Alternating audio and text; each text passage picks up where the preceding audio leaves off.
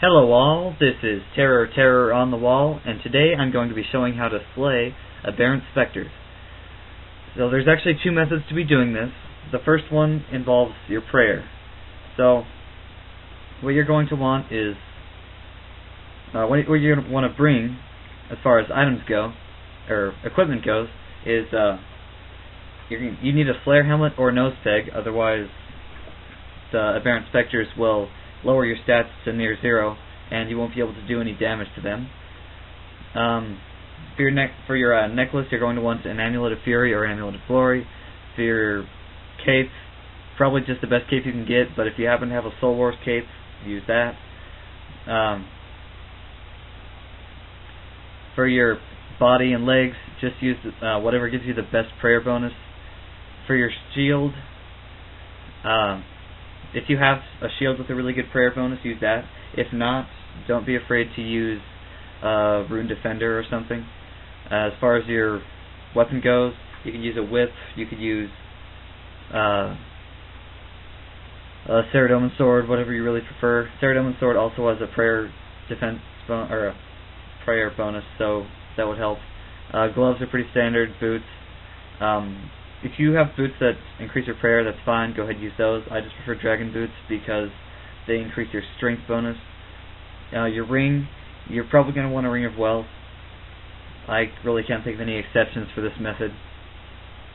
And for your items, you need some prayer potions, because that's what this whole method's about. What you do is you put up your magic protection prayer, and then all of the Aberrant Spectres will be unable to hit you because you'll be completely protected from magic. And that's what the bonus is for. It's to make your prayer points last as long as possible. So it wants probably 4 or so prayer potions. It just really depends on your prayer, or your your prayer level, and 2 the level of your offensive stats. If you can kill lots of them per run, you might, or if you can kill lots of them in a short amount of time, you could reduce this to maybe 2 prayer potions. And if you really have problems with them, you could increase the amount of prayer potions. It all just depends on how many you can kill per run. And I like to bring super strength and super attack. As far as your familiar goes, it's supposed to have a macaw, because macaws increase your herb drops, so you'll be able to get more Renard drops, and you'll be able to make replacement prayer potions more easily, and really it'll be more profitable that way. If you want to, you could also bring a Beast of Burden pouch so that you can put extra herb drops in there. I actually recommend that one just about as much as I would recommend a macaw.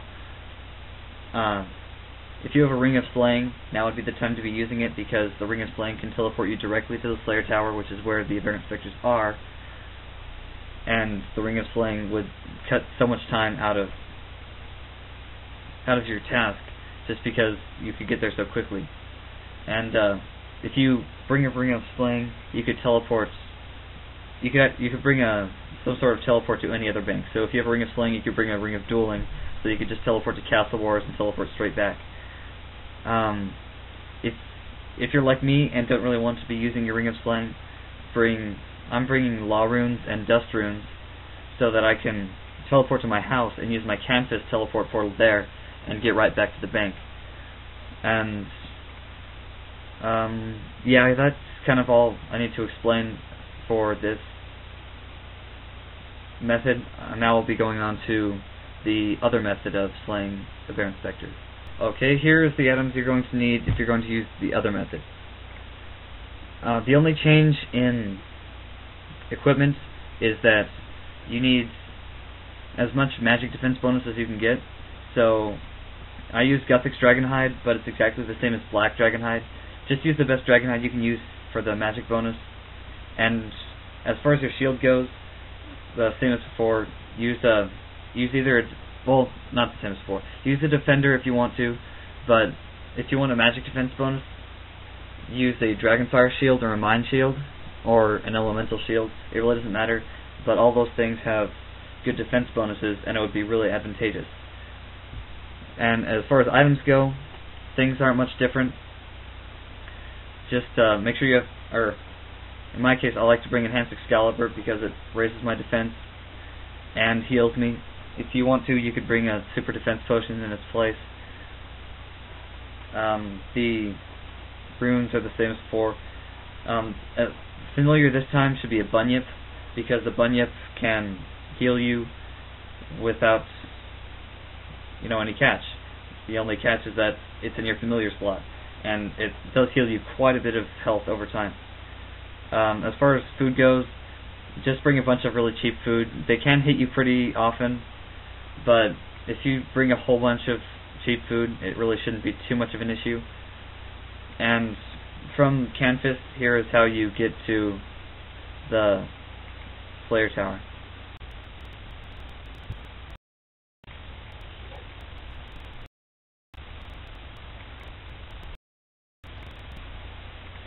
Okay, actually, as a quick side note, if your agility level isn't particularly high, you can take this staircase over here, and it'll take you up to the second floor, and then from there, just follow the doors through the Infernal Mages and through the Blood Belts, and then you'll get to the Aberrant Spectres. If you have a high agility level, you can use the Spiky Chain, which is what I do. So here are the Aberrant Spectres. Make sure to drink your potions before you begin, and just start fighting away. As far as the drops go, mostly what you're going to be picking up is Grimy Renars. They're worth about 10,000 right now. Other high-level herbs are also pretty good things to be picking up. And you can pick up Lava Battle Staves, Level 3 Clue Scrolls, and Black Mystic Robe Bottoms. Aside from, they can also drop key halves, I guess, and seeds, but for the most part, the herb seeds that they drop won't be very high quality, and feel free to check the price on them, but for the most part, they really won't be that helpful.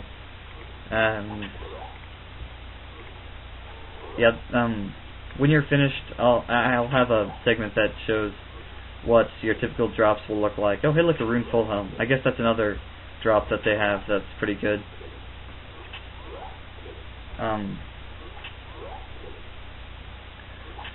That's pretty much all there really is, I guess. This, when you're finished, you should have a few charms, a couple miscellaneous valuable items, and then a whole bunch of Renars. And if you're doing the prayer method, then those Renars are what is going to fund all the prayer potions that you'll be using.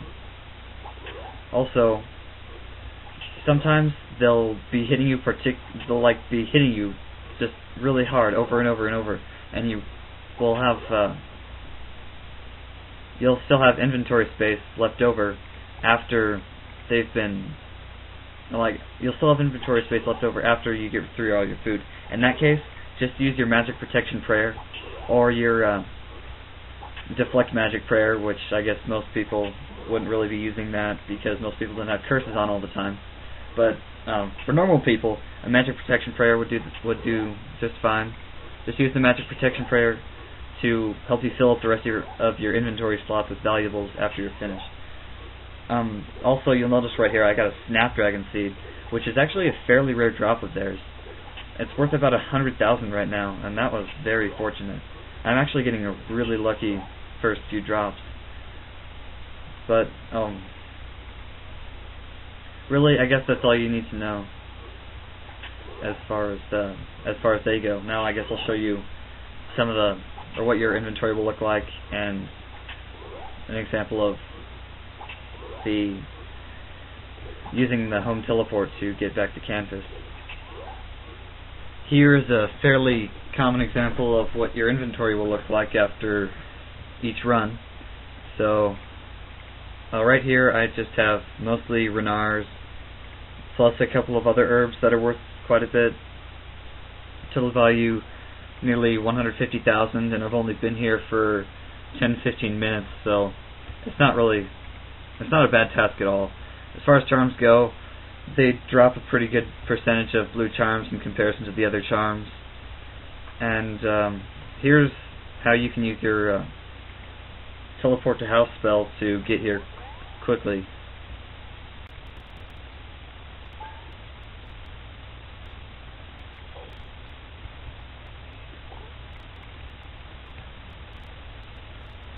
And here we are back in Canvas, ready to bank and head back to the Slayer Tower.